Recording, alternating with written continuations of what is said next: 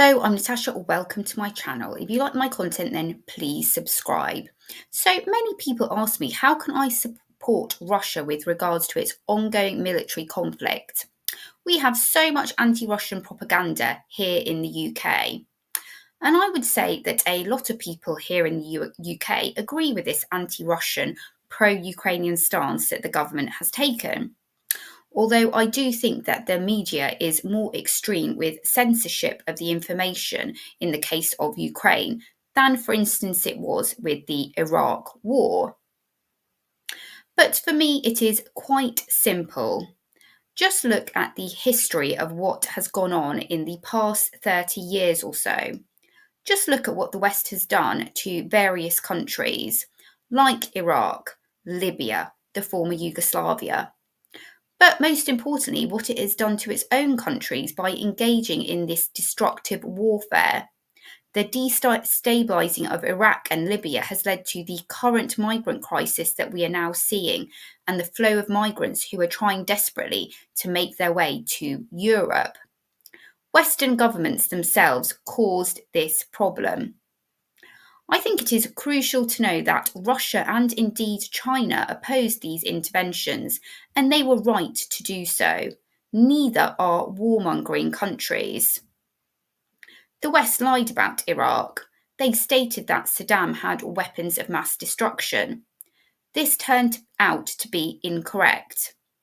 They then lied about the former Yugoslavia. They used a basis of humanitarian arguments to justify their intervention there, as well as in Libya. Neither of these interventions in Libya and the former Yugoslavia was on the basis of defence. Neither were appropriately sanctioned by the UN, whose objective is meaningless since it never seems able to stop any war or military conflict. On the basis that the West have lied previously and used dubious pretexts to justify their interventions, how can they be trusted not to lie about the ongoing Ukrainian conflict? Could it be that, just as in the Iraq War, the West wants to exploit Ukraine's resources? The West does have precedent for this.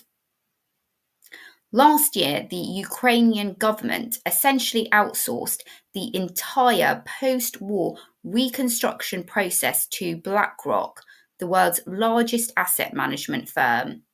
They signed an agreement to provide advisory support for designing an investment framework with the goal of creating opportunities for both public and private investors to participate in the future reconstruction and recovery of the Ukrainian economy.